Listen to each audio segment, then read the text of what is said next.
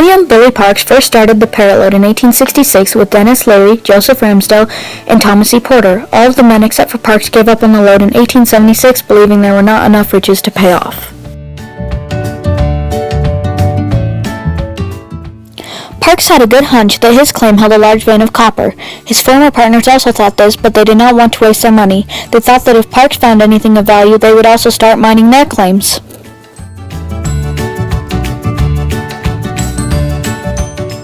Parks started his mining on the present-day site of 100 Block on Anaconda Road. He used only a pick, a shovel, and a moil, a sort of primitive drill. The whole town started laughing at Parks. Everyone thought that he was crazy for starting a mine on that side of the hill.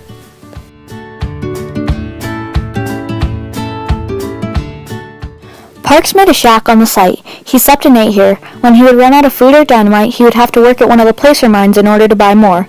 But Parks stuck with it. For the first 15 feet of the shaft, Parks slowly dug it out with only a shovel.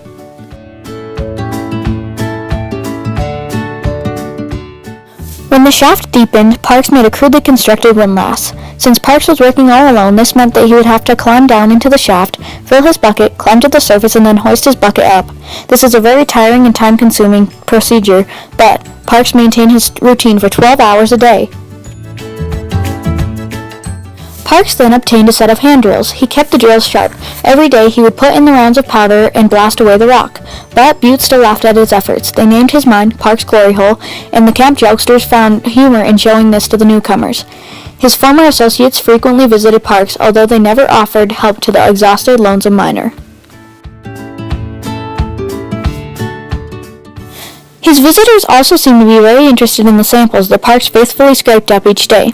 Parks later said, "I do not mind so much their visits and advice, but every time they come up to my cabin, they eat up my grub and drink my whiskey."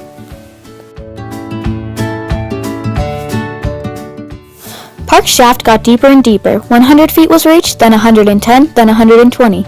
The deeper Parks dug the shaft, the harder the work became. Climbing up and down the ladder became very tiring, but Parks persisted.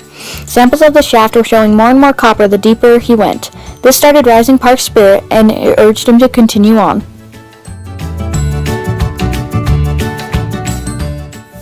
Finally, in 1876, the day of glory came. Parks reached 150 feet, and what he was looking for so many years was right before him. Pure copper glance ore. There was so much that Parks said they could ship to hell and back for smelting and still make a profit.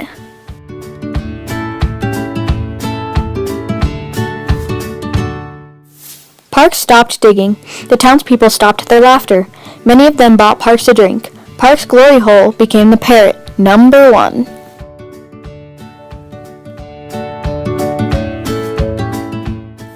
The Parrot #1 eventually turned out over $1 million worth of high-grade copper, and then it was abandoned to work on other mines.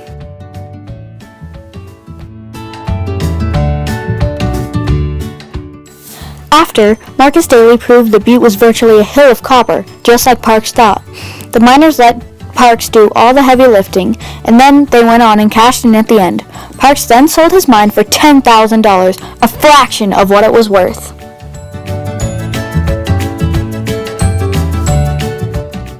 William J. Parks is known as the Forgotten Man. Although he has great importance in our city, there is virtually no information about him. He doesn't even have a biography written about him. Hopefully someone will write one in the near future because he was a very important man in our community.